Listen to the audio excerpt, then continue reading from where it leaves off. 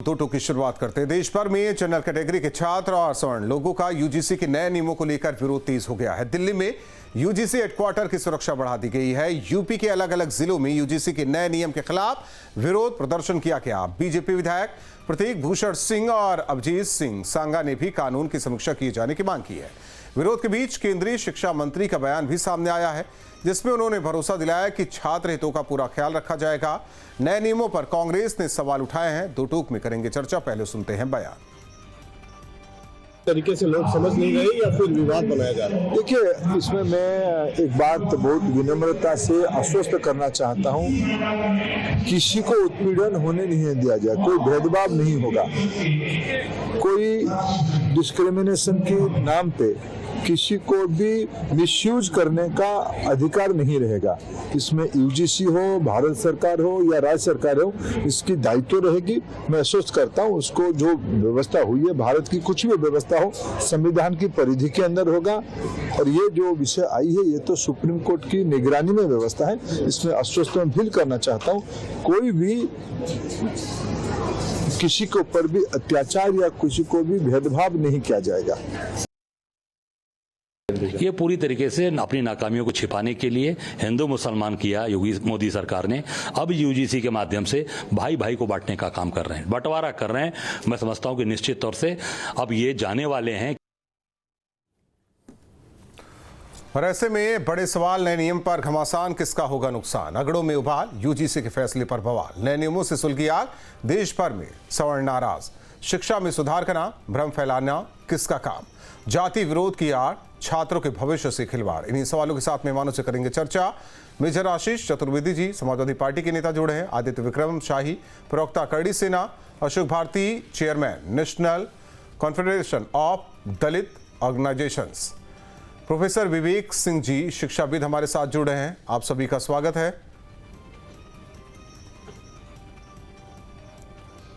आदित्य विक्रम जी,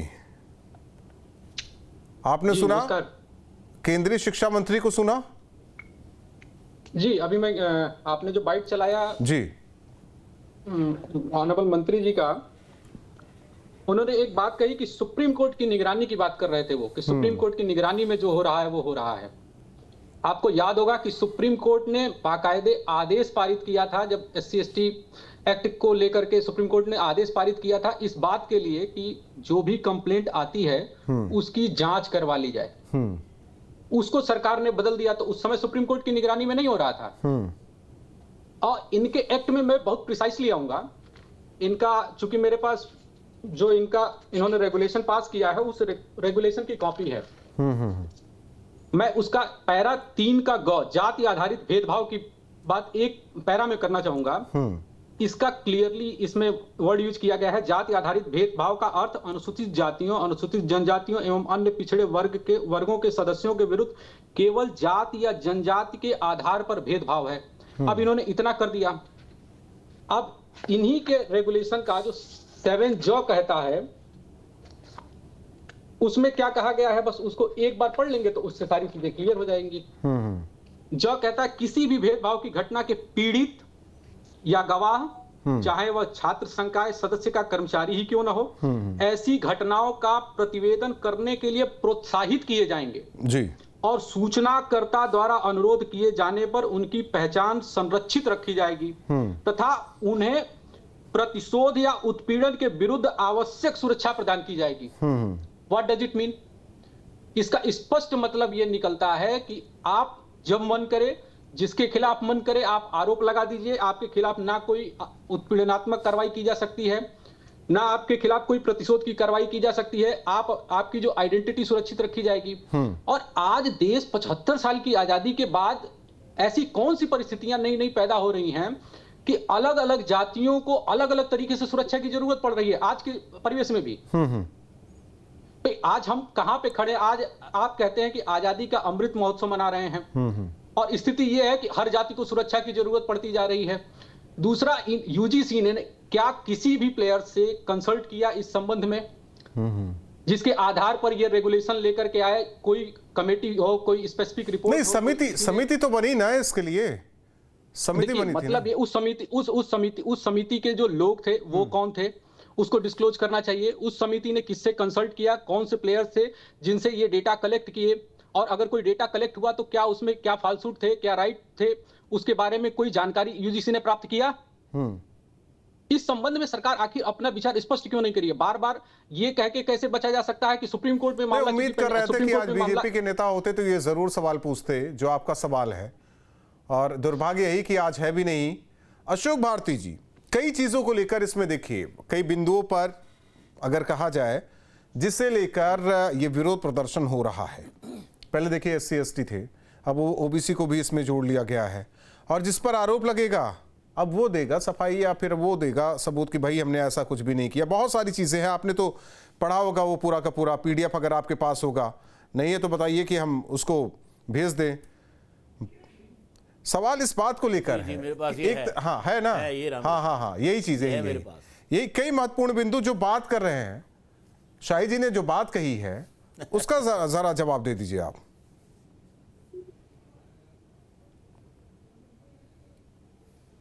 देखिए, मैं एक बात कहना चाहता हूं कि शाही जी को क्या, मैं पूरे समाज को, जो जिस समाज को, देश को दिशा दिखानी चाहिए, वो खुद दिग्भ्रमित हो रहा है। बिना, जो पढ़ने लिखने वाला समाज है वो बिना पढ़े लिखे बहस करना चाहता है, वो बिना पढ़े लिखे बिना तथ्यों के बात करना चाहता है। जैसे मैं आपको बताऊं जी, अगर आप इस डॉक्यूमेंट में देखें कि सभी छात्र शिक्षा प्रणाली में उन्नति का, सभी छात्र, अगर इसका आप आर्टिकल नंबर 2 पढ़ेंगे, आर्टिकल नंबर 2 में समाज का कोई तबका ऐसा नहीं है जो बचा हो जिसको इक्विटी के दायरे में नहीं लाए। आप कहे तो मैं पढ़ दूं, उसको भी पढ़ दीजिए ना, पढ़ते चले, क्लियर होता जाएगा। देता हूं मैं वो, क्योंकि क्या है ना, बिना पढ़े बात कर रहे हैं लोग, तो पढ़ना जरूरी होता है। हाँ पढ़ते चलिए आप उसको। उद्देश्य क्या है इस कानून, ये जो रेगुलेशन है, इसका उद्देश्य क्या है? उद्देश्य तो है धर्म, नस्ल, जाति, लिंग, जन्मस्थान, दिव्यांगता के आधार पर, हाँ, लिंग, जन्मस्थान, दिव्यांगता और अनुसूचित जाति, जनजाति, सामाजिक आर्थिक तौर पर पिछड़े लोग और गरीबी, ये भी है, आर्थिक रूप से कमजोर वर्ग भी इसमें शामिल है। EWS, हाँ, दिव्यांगजन। तो समाज का कोई सेक्शन ऐसा है जो नहीं छूटा है इसमें।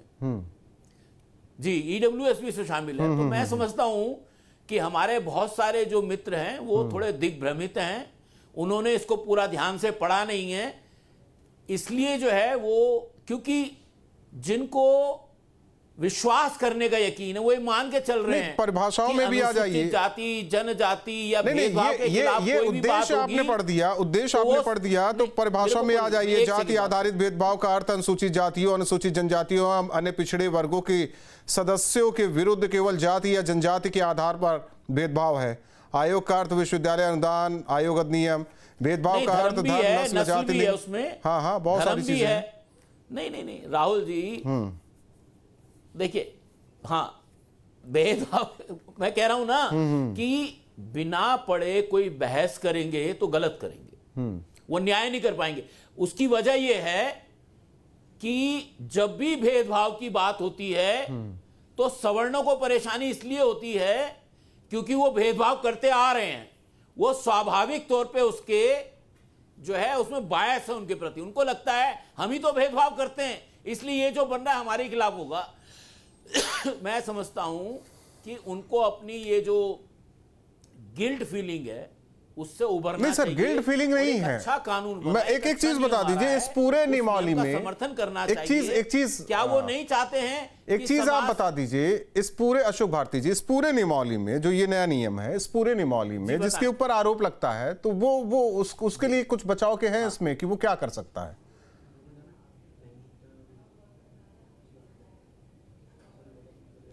देखिए, उसकी सुनवाई कहां होगी? जिसके ऊपर लगेगा, जिसने आरोप लगाया वो तो फैसला करने वाला नहीं है। हाँ, एक कमेटी बनेगी, उस कमेटी का भी मैं कमेटी में कौन कौन है ये भी क्लियर करते चलिए ना। सारी गलत बयानी कर रहे हैं। नहीं, कमेटी में कौन कौन है वो क्लियर करते चलिए।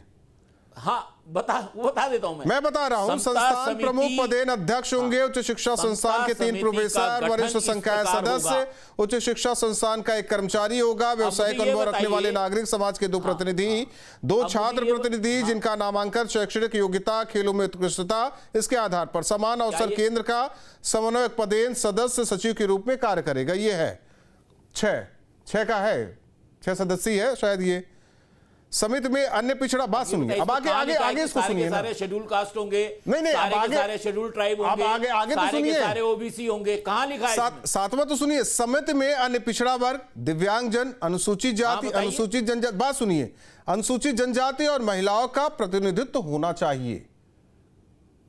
आप कह रहे थे ना कि ये देखिए इसमें है अनुसूचित जाति, अनुसूचित जनजाति होना चाहिए, पिछड़ा वर्ग होना चाहिए। नहीं मैं ये कह रहा हूं, नहीं इसमें आप कह रहे थे ना, देखिए इसमें आप कह रहे थे समिति वाला, इसमें दिखा दीजिए कि कहीं उनका भी प्रतिनिधित्व है, इसमें भी है। सवर्ण लोग ये कह रहे हैं, नहीं सर सवर्ण लोग दुश्मन नहीं है आपके, ये ना वो कीजिए कि सवर्ण लोग ये कह रहे हैं, जो विरोध कर रहा है उनकी बात कर रहे हैं। मुझे बताइए जो पद, भाई साहब आप सुनना नहीं चाहते तो फिर बात कैसे होगी? नहीं आपने सवर्ण लोग कर दिया ना, इसी में मैं कहना चाह रहा था। आप अगर सुनेंगे नहीं तो बात कैसे होगी? नहीं मैं ये कह रहा हूं कि संस्थाओं के अध्यक्ष शेड्यूल कास्ट नहीं है, शेड्यूल ट्राइब नहीं है। कितनी संस्थाओं के अध्यक्ष schedule caste, schedule tribe, OBC हैं? एक चीज देखिए, आप संस्थाओं के अध्यक्ष महिलाएं हैं। आपने कहा कि कोई पढ़ के नहीं आया, नहीं देखिए आपने अशोक भारती जी आपने कहा कि कोई पढ़ के नहीं आया, अगर पढ़े लिखे होते तो ये बात ना करते। उसमें पहले ही देखिए 6ठा पॉइंट आप देखिए, समिति का गठन किस प्रकार होगा और समिति में कौन कौन होगा ये भी आप देख लीजिए ना। उसमें गठन किस तरीके से होगा इसका जिक्र है और कौन कौन होगा इसका भी जिक्र है। 6 पॉइंट हैं जिसमें जिन लोगों का नाम बताया सर और भी पॉइंट है ना, आप उसको देखिए ना। समान अवसर केंद्र, आप उसको पढ़िए। सर मैंने सारे पॉइंट देखे हैं।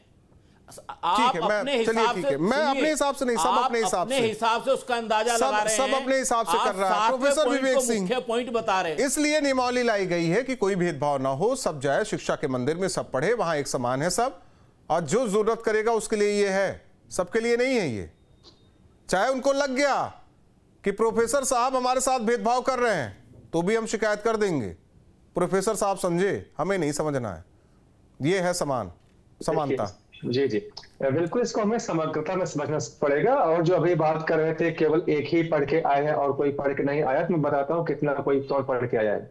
देखिए जो promotion of equity in higher education regulation act 2026 है, उसको अगर आप देखेंगे तो जाहिर सी बात है यहाँ पे जरूरत थी कि भेदभाव कम हो। ये तो भेदभाव बढ़ाएगा, कम नहीं होगा, इससे बढ़ेगा। देखिए किसी को भी निशाना बनाया जा सकता है और खास करके जो अनरिजर्व कैटेगरी है उनको जो है जाहिर बात है यहाँ पे निशाना बनाया जाएगा। लेकिन मैं बार बार बोलता हूँ कि स्टूडेंट्स हैं और स्टूडेंट्स में आपस में जो है प्रेम है, वो आपस में जो है गले मिलते हैं। लेकिन जिस तरीके का एक्ट आया है इससे जो है एक दूसरे को फ्रेंडशिप करने से डरेंगे, क्योंकि अगर कहीं ऐसा कुछ लग गया या लगता हुआ प्रतीत हो गया, लगता क्या है विवेक सिंह जी, विवेक सिंह है, मैं राहुल फला हूं, आप समझ जाइए। हम आपसे बोले कि सर आप नोट्स दे दीजिए, आपने कहा नहीं, हमें लग गया कि हमारे साथ भेदभाव हो रहा है तो हम कमेटी को सिफारिश कर देंगे। बिल्कुल। हाँ नहीं ऐसा नहीं होगा सर, ऐसे कैसे आप समझ सकते हैं कि ऐसा हो जाएगा? ये हमारा कम नंबर आएगा, कह देंगे कि देखिए हमसे वो करते हैं, हमारा भेदभाव करते हैं, ऐसे थोड़ी होगा। पहले मैं तो पृष्ठभूमि देख लेते हैं। देखिए हमारे देश में 1000 के आसपास जो यूनिवर्सिटीज हैं और 50,000 के आसपास हायर एजुकेशन इंस्टीट्यूशन है। अगर आप 2019 2024 तक के आंकड़े देख लीजिए, महज जो है 1160 केसेज आए हैं। इसका मतलब कि ना के बराबर जो है भेदभाव की शिकायतें आई है। अब वो फेक है कि जो भी है उसको मैं नहीं मानता हूं, लेकिन जो भी बार बार चिल्ला रहे थे कि आप राइट और रिस्पॉन्सिबिलिटी, देखिए आपने राइट तो दे दिया कि आप शिकायत कर सकते हैं, लेकिन जिम्मेदारी कुछ है नहीं। प्रूव करने की जिम्मेदारी जो है दूसरे के ऊपर आपने छोड़ दिया है। आपने ऐसा भी कर दिया है कि प्रूव तो आप करो, दूसरा जो है आप इससे जो है जो आप प्रवोक कर रहे हैं ज्यादा जो है केसेज आएंगे। और यहाँ पे अगर आपने रिस्पॉन्सिबिलिटी दिया है तो देना चाहिए, दोगे आपने, तो इससे क्या होगा, आपके और सारे एक्ट्स हैं जहाँ पे कितने फेक मामले आते हैं हम सबको पता है। तो जाहिर सी बात है आपने अधिकार तो दिया है लेकिन जिम्मेदारी नहीं दिया। अगर वो ऐसा पकड़ा भी जाता है कि उसने फेक किया तो उसके खिलाफ कोई एक्शन नहीं होगा। नहीं तो देखिए भारती साहब ने कह दिया कि उन्हें तो लगता है कि अगड़े तो करते ही करते हैं। जी जी जी, भारतीय साहब का एक मैं बहुत स्पष्ट बनाना चाहूंगा, वो क्लियर, दूध का दूध पानी का पानी हो जाएगा। जो डेफिनेशन है उसमें जो है वो कास्ट बेस्ड डिस्क्रिमिनेशन का जो डेफिनेशन है उसमें क्लियरली कहा गया है, caste based discrimination means discrimination only on the basis of caste और tribe against the member of the scheduled caste, scheduled tribes and other backward classes. तो कास्ट बेस्ड जो डिस्क्रिमिनेशन है ये 3 के ऊपर ही हो सकता है। पता नहीं कहां से उनको मिल रहा है कि सब कुछ ठीक है, कोई भी कर सकता है। अगर कोई भी कर सकता है उसको लाने की आवश्यकता है क्या थी? फिर तो एक लाइन यहाँ जाना चाहिए था। किसी के पास कास्ट डिस्क्रिमिनेशन होगा तो उसको जो है वो जात के आधार पे हो, वो जो है क्षेत्र के आधार पे हो, भाषा के आधार पे हो, वो चला जाएगा। तो फिर उसमें 3 स्पष्ट किया गया है कि 3 ही कैटेगरी है, SC ST OBC। जाति के आधार पर भेदभाव केवल इनके साथ ही हो सकता है और किसी के साथ नहीं हो सकता। नहीं, 12 वाला था क्या उसमें? 12 वाले से ये 26 वाला कितना चेंज है? देखिए 12 में तो ओबीसी था ही नहीं, उसमें ओबीसी नहीं था, ये तो हो गया यहाँ। जो बार बार ये जो कह रहे हैं कि इसमें सबका क्या है, इसमें क्लियरली लिखा गया है कि 3 ही कैटेगरीज आएंगे जो कि खिलाफ आपके जा सकते हैं। और ये बार बार चिल्ला रहे कि पढ़ क्या है, इसमें सबका है, इनका है, उनका है। नहीं, उसमें तो जागरूकता का था 12 में, इसमें तो दंड का भी है। बिल्कुल, अगर जो है कुछ ऐसा कहीं पे हो रहा है, मान लो एक तो केस हम 2026 में दे रहे हैं, तो उसके लिए सेमिनार होना चाहिए, उसके लिए अवेयरनेस क्रिएट करना चाहिए। आप जो है उनको जो है आप ऐसा दे रहे हैं कि आप जो है कुछ भी करिए और आपके खिलाफ कोई एक्शन नहीं होगा, तब तो कोई कुछ भी कह देगा। तो इस तरीके से तो उसकी कैरियर चौपट हो जाएगी। नहीं, ठीक है, अब राजनीतिक परिभाषा भी समझ लेते हैं। मेजर आशीष चतुर्वेदी जी, राजनीति के केंद्र में है ये नियम, यूजीसी के नए नियम, जिसका विरोध भी हो रहा है, आप जानते भी हैं, और आपके भी मेंबर थे उसमें जो समिति थी। सब शांत है, एकदम सन्नाटा है इस मामले पे। जी बिल्कुल, हम लोग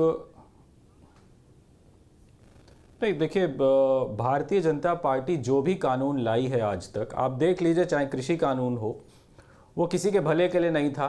उसमें प्रोविजन था कि आप जमाखोरी कर सकते हैं, यानी होर्डिंग कर सकते हैं। उसमें एक एक्ट में यह भी था कि एसडीएम ने जो कह दिया वही फाइनल रहेगा, आप कोर्ट भी नहीं जा सकते हैं, किसान कोर्ट भी नहीं जा सकता था। ये भारतीय जनता पार्टी लेकर के आई थी। फिर ये पेंशन स्कीम लेकर के आए थे। फिर जो पेंशन कर्मचारी थे उनको बिल्कुल समझ नहीं आई, लेकिन ये कह रहे थे उनके फायदे के लिए। इनका काम केवल समाज में लोगों को लड़ाना है। और आज जो ये लेके आए हैं, ये किसी के भले के लिए नहीं लाए। अगर आप भले के लिए लाते तो आप जो वंचित, जो आप जिसे कह रहे हैं कि हैंडीकैप्ड है या गरीब है, तो आप उसकी स्कूल की या कॉलेज की फीस माफ कर देते कि नहीं भाई गरीब परिवार से है, मैं इसको जो है फ्री एजुकेशन देगी सरकार, तो वो होता उनके भले के लिए। अब दूसरी चीज आती है कि पढ़ के वो करेगा क्या? नौकरी तो आप दे ही नहीं पा रहे, तो जब आप नौकरियां है ही नहीं तो पढ़ के भी करेगा क्या नौजवान? ठीक है, देखिए ये आप लोगों की देखिए राजनीतिक लड़ाई है, आप उनको कहते रहिए। भटकाने के लिए पहले मेरा एक सवाल है मेजर साहब, मेरा एक सवाल है, जो समिति है ना, इस समिति में आपके 2 सांसद भी थे, विरोध किया था कि नहीं? बर्क साहब भी थे, राजू राय साहब भी थे। राय साहब आते हैं हमें लगता है अगड़ी जात से, लेकिन समाजवादी हैं, हो सकता है कि डेफिनेटली किया था। नहीं, बात उसकी नहीं है कि हम किस पार्टी से आते हैं, बात उसकी नहीं है कि हम किस पार्टी से आते हैं। चाहे जो भी व्यक्ति हो, उसको ये सोचना है कि देश सर्वोपरि है। नहीं, एक और आपके सांसद हैं। हाँ देखिए, एक सांसद आपके और है, जितेंद्र कुमार दोहरे लागू कर रहे हैं। दोहरे साहब भी हैं इसमें। मैं क्लियर करता चलो, दोहरे 3 सांसद आपके दिखाई दे रहे हैं समिति में। हाँ, बिल्कुल सही बात है। हाँ बिल्कुल उसमें समिति में थे। लेकिन अब ये सवाल है कि आप जिस तरीके का कानून लेके आए हैं, आपकी मंशा क्या है? मैंने कहा ना, इनकी मंशा ही गलत है। ये चाहते हैं कि लोग आपस में एक होए नहीं, लोग लड़ते रहें। इनके कानून इसीलिए बने हुए हैं, सारे कानून, इनकी पूरी राजनीति उस पर टिकी हुई है जनाब। आज देश खोखला हो रहा है, देश बर्बाद हो रहा है, लोग इनसे सवाल ना करें, जाति में, धर्म में आपस में लड़ते रहे। यही भारतीय जनता पार्टी के नेता चाहते हैं। आप देख लीजिए ना, ये हिंदुओं के हितैषी बनते थे, बांग्लादेश को इस देश का टैक्स पेयर का पैसा दे रहे हैं, उनको डीजल बेच रहे हैं, वहां हिंदू मारा जा रहा है। अभी इसी पर बात कर ले रहे हैं। अब हिंदू मुस्लिम की बात नहीं हो रही, अब तो अगड़ों पिछड़ों की बात हो रही है। General versus OBC SC ST. आप देखिए 23,000 स्कूल, हाँ वो पुराना हो गया, अब इनका चल नहीं पा रहा है। भाजपा जनता पार्टी, भारतीय जनता पार्टी का अब हिंदू मुस्लिम चल नहीं पा रहा है, लोग समझ गए। तो इनका चल नहीं पा रहा है। तो अब इनने सोचा कि हम अपनी राजनीतिक रोटी कहां सेकें, तो इन्होंने जाति को पकड़ लिया है कि इनको लड़ाओ आपस में। देखिए ये अंग्रेजों के पूरे अच्छे खासे पिट्टू हैं, जो वो करते थे वो ये कर रहे हैं। इन्होंने एक कायदे का काम नहीं किया। किसी से सुन लीजिए, इनके मोदी, अमित शाह, योगी, किसी से कोई एक ढंग की बात करता हो इनमें से, जो बताता हो, बोलता हो कि हमने ये किया, इस पे वोट दो, रोता रहेगा, कटोगे बटोगे, लड़ो मारो, शाही बातें करते रहते। शाही जी बताने के लिए इनमें से किसी मैं एक समझ के पास गया। कुछ नहीं। शाही जी और इनके मोदी जी तो अपनी डिग्री शाही जी डिग्री छुपाने के लिए कोर्ट तक भाग रहे हैं। अब ये क्या पढ़ाई की बात आ रहे मेजर साहब आ रहा है। शाही जी, यही सुप्रीम कोर्ट जिसने बोला कि SC/ST एक्ट के तहत पहले गिरफ्तारी नहीं होनी चाहिए, जांच कर लीजिए फिर गिरफ्तारी कीजिए, सरकार क्या लाती है वो सबने देखा है। फिर आप उम्मीद कर बैठे हैं क्या कि हम विरोध करेंगे और ये सारी चीजें वापस हो जाएगी, या फिर इसको कुछ अलग कर दिया जाएगा इसमें कुछ? देखिए, लोकतंत्र में एक सामान्य तरीका है कि अगर हम किसी चीज से अपनी असहमति प्रकट करते हैं तो हम एक पीसफुल प्रोटेस्ट करते हैं। करणी सेना ने या फिर जितने भी इस तरीके के संगठन इसमें इन्वॉल्व हैं, उन्होंने कहीं इस प्रकार का वायलेंस किया नहीं। अभी बात कर रहे थे, भारती जी ने एक चीज कही कि अगड़े तो डिस्क्रिमिनेशन करते ही हैं, ये प्रिजम्पशन है, ये हमारा नहीं, इसीलिए उनको रोका था मैंने। लॉ ये प्रिज्यूम करके चल रहा है। नहीं, इसीलिए मैंने उनको रोका था कि आप अगड़ों में सबको नहीं, जो है वो है, जो समाज में है वो है, वो हर समाज में है। देखिए मैं आपको एक चीज बताऊं, जैसे अगर ये जो बात कह रहे थे, अगर ये अपने बात पे खड़े हो तो इनके समाज को और इनको ये मांग करनी चाहिए कि जो 3 का ग जाति आधारित भेदभाव का अर्थ केवल अनुसूचित जातियों और अनुसूचित जनजातियों और पिछड़े वर्गों की बात हो रही है, वो हर समाज के लिए करें कि किसी भी व्यक्ति अगर मान लीजिए, देखिए ये तो अगर OBC से प्रताड़ित हो जाता है SC/ST तो है, उसके लिए नहीं है ना इसमें नियम। बिल्कुल यही बात मैं कह रहा हूं। देखिए मतलब ये है कि प्रताड़ना किसी भी व्यक्ति के साथ हो सकती है, अगर वो सवर्ण समाज का है उसके साथ भी हो सकती है। ये प्रिजम्पशन जो है ना, ये प्रिजम्पशन, ये जो सोच है, ये जो यही गड़बड़ है। जो देखिए इन्होंने बात कहते कहते ये बात कह भी डाली कि अगले तो डिस्क्रिमिनेशन करते ही हैं। तो इस सोच को बदलना होगा। और आखिर हम किस सोच की तरफ जा रहे हैं कि हम जितना ज्यादा अपनी आजादी से बढ़ते जा रहे हैं उतना ज्यादा हमको प्रोटेक्शन की जरूरत पड़ रही है। जैसे सुप्रीम कोर्ट ने 498A का मैटर, अगर आपको याद हो, हम लोग उस समय नए नए एडवोकेट बने थे, उस समय सुप्रीम कोर्ट ने एक बात कही थी कि हम आपको अपने प्रोटेक्शन के लिए ढाल दे सकते हैं, तलवार नहीं दे सकते। नहीं, ये तो तलवार दे दिया गया है। ये तो हमें लगता है AK-47 दिया गया, इसी बात का विरोध है। तलवार भी नहीं है, ये तो AK-47 है, हमें लग रहा है। ये AK-47 है जो चलती जाएगी और सामने वाला कुछ नहीं कर पाएगा। एक सेकंड में पता नहीं कितनी गोलियां होंगी।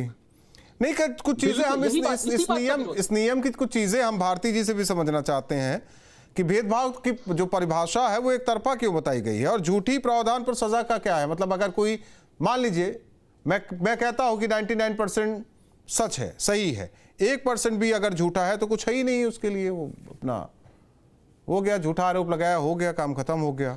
और इक्विटी कमेटी में जनरल कैटेगरी का प्रतिनिधित्व है नहीं, आप ही ने कहा, देखा उसको, जो 7वां पॉइंट बता रहे थे।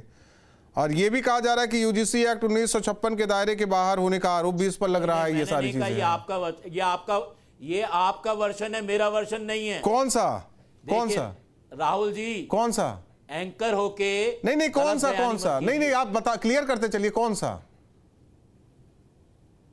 मेरा है, आप बताइए ना भारती सिंह। मैंने कहा आप अगर उसको सुनेंगे लेकिन खामोश रहेंगे, बीच में टोकेंगे नहीं। मेरा एक छोटा सा सवाल है, उसका जवाब बता देता हूं क्या क्या है। झूठी शिकायत, पिछली बार भी झूठी अगर कोई शिकायत करता है तो उसके लिए क्या है? मैं छोटे सवाल का जवाब दे रहा हूं। आप मुझको ये बताइए,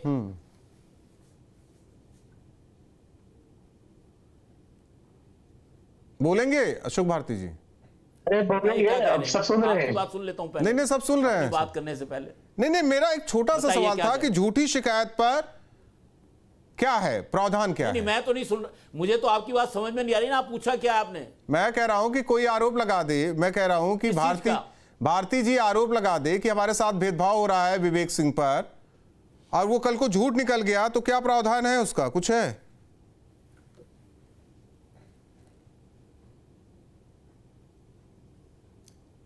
मैं समझता हूं कि जो कमेटी बनी है उसका काम यही है कि वो ये देखे कि ये आरोप झूठा है या सच्चा है।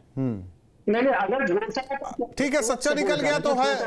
सुनिए सुनिए और ये सुनिए जो कमेटी है, सुनिए, सच्चा निकल गया, आर्थिक दंड है, कॉलेज से सस्पेंड किया जा सकता है, बहुत सारी चीजें हैं उसमें है। अगर झूठा निकल गया तब क्या होगा? फिर तो बच गए, चलो ठीक है, अगली बार के लिए हम तैयार हैं। क्या क्या लिखा है आप देखिए ना, क्या क्या लिखा है, क्या क्या हो सकता है अगर सच्चा निकल गया, झूठा निकल गया। सर मैंने स्पेसिफिक आपको बताया था, और कहा दूसरे को लोग नहीं पढ़ रहे हैं। आप स्पेसिफिक बता दीजिए कि अगर झूठी कंप्लेंट है तो कहां पे दिया है प्रोविजन कि उसमें कार्रवाई होगी। आप पढ़िए ना, और भी पढ़िए ना, बताइए ना, बताइए। नहीं आपसे पूछ रहा हूं, ये सब नहीं पढ़ के आए हैं आप क्यों ये बाकी नहीं पढ़ के आए हैं भारती जी, मैं आपके साथ हूं, ये बाकी नहीं पढ़ के आए हैं। मैं तो आपकी सुनूंगा, मैं क्योंकि आपने मुझे सुनने के लिए बुलाया, मैं आपकी सुनूंगा। तो वही तो कह रहा हूं, ये बाकी नहीं पढ़ के नहीं आए हैं ना, आप ही पढ़ के आए थे, आपसे उम्मीद थी कि आप हमें बताएंगे। अपनी बात सुनने के लिए बुलाया है। नहीं, आप ही तो कहे ये सब पढ़ के नहीं आए हैं। हम तो कह रहे हैं ये सब पढ़ के नहीं आए हैं ना, शाही जी पढ़ के आए हैं ना, विवेक सिंह जी पढ़ के आए हैं, अशोक भारती जी पढ़ के आए हैं और समझाएंगे हमें, जिसमें एंकर वक्ता को सुनने के लिए बुला रहा है। फिर अब बताइए, आपसे हम कह रहे हैं आप बता दीजिए, आप कह रहे हैं आप मेरे ऊपर बिफर रहे हैं। आप मेरे ऊपर क्यों बिफर रहे हैं? आप बता दीजिए ना कहां है। मैं तो कह रहा हूं क्योंकि आपको सुनने की मूड में ही नहीं है, मेरा क्योंकि आप ही कर रहे हैं ना ये सब। मेरा तो आप ही कर रहे हैं, आप सुनने में लिखाई इन लोगों के बस की नहीं है। अगर आपको मेरी बात सुनना नहीं था तब बुलाया क्यों आपने? मैं तो एक लाइन का सवाल किया, क्या तो बताओ ना। ऐसे फालतू वक्ताओं के लिए, फालतू एंकरों के लिए वक्त नहीं है मेरे पास। फालतू बुला लिया, गलती हो गई। ये मेरा अपमान है, ये तो मतलब ये मेरा अपमान है, ये मेरा अपमान है। अब मैं कुछ नहीं कर सकता। जो सुनना नहीं चाहता है, मुझे जरूरत नहीं है। अब भारती जी अगर कॉलेज में होते तो इस बात पे भी आपके खिलाफ कंप्लेंट कर देते। आप अपमान नहीं कर रहे। हाँ, ये भी है उसमें कि अगर लगेगा भारती जी को, अगर लगेगा कि मैं उनकी बात नहीं सुन रहा हूं तो इस बात का भी कंप्लेंट हो जाता। अशोक भारती जी, एक छोटा सा सवाल था, आप इतना क्यों उखड़ गए? अभी जो है कंप्लेंट स्पष्ट प्रोविजन पूछा जा रहा है। मैंने एक छोटा सा इतना क्यों उखड़ गए, क्यों इतना, मतलब क्यों? मुझे नहीं समझ में आ रहा है क्यों आप कह रहे हैं कि उनका पनिशमेंट होगा अगर कोई झूठा वो देगा तो, झूठा कंप्लेंट करेगा तो। मेरा एक छोटा सा सवाल था कि अगर मैं आरोप लगा रहा हूं और सामने वाले पर आरोप लगा रहा हूं, नहीं है ना, तो एंकरी छोड़ दीजिए। अगर आप में वक्ता की सुनने की आदत नहीं है, ये कोई पहला पैनल डिस्कशन में नहीं हूं मैं। क्या हुआ अशोक जी, जवाब नहीं है आपके पास? क्या जवाब नहीं है? क्या लग तो ऐसी रहा है कि जिंदगी में पहली बार बैठे। ये तो शुरुआत तो इसी से उन्होंने की थी, ये सब पढ़ के नहीं आए हैं, ये सब पढ़े नहीं हुए हैं, सारा जो नियम है ना नियम वही पढ़ के आए, हम तो उसी नियम के हिसाब से पूछ रहे थे। वो तो अब पत्रकारिता पर सवाल उठा रहे हैं। भेदभाव कौन कर रहा है यहाँ पैनल में बैठ के, ये आप देख लीजिए। भारती जी जवाब चाहिए था, लेकिन आप जवाब नहीं दे पाए। अगर आप ऐसा करेंगे तो पत्रकारिता में सवाल उठेगा आपकी। आप जवाब नहीं दे पा रहे हैं। मेरा आप ऐसे अभी भी सवाल है, नहीं मिलेगा। मैं जाते जाते आपसे सवाल कर लेता हूं, मैं आपसे जाते जाते सवाल कर लेता हूं कि अगर आरोप झूठा पाया गया तो क्या प्रावधान? सवाल बताइए। मैं तो बोल रहा हूं ना, आरोप अगर झूठा पाया गया, जिसने झूठा आरोप लगाया उसके लिए कोई प्रावधान है? क्या प्रावधान है? सरकार से पूछिए सरकार यूजीसी नियमावली यूजीसी की है, क्या प्रावधान है? वही कह रहे हैं ना, अब तक तो कह रहे थे नहीं बहुत बढ़िया नियमावली यूजीसी की है, और सरकार से पूछ ले। हम सुप्रीम कोर्ट ने कहा बनाया यूजीसी है, सरकार से पूछ ले। सरकार भी हो सकती है। अशोक भारती जी केवल इतना कहूंगा, आपने शुरू में कहा ये पढ़ के नहीं आए, पढ़ के आप नहीं आए हैं और इसलिए आप जवाब नहीं दे पा रहे हैं। आप पत्रकारिता पर सवाल उठाइए, एंकर पर सवाल उठाइए, ये मेहमानों का है, ये इनको कला बहुत अच्छी आती है। वो आप लोग कलेबाज हैं। जब आप जवाब नहीं दे पाते तो पत्रकारिता पर सवाल, एंकर पर सवाल उठाइए। जब मैंने आपसे सवाल पूछा तो कह रहे सरकार से पूछिए, पूछा जाएगा, इसीलिए सब सड़कों पर है। बहुत बहुत धन्यवाद आप चारों मेहमानों का हमारे साथ जुड़ने के लिए।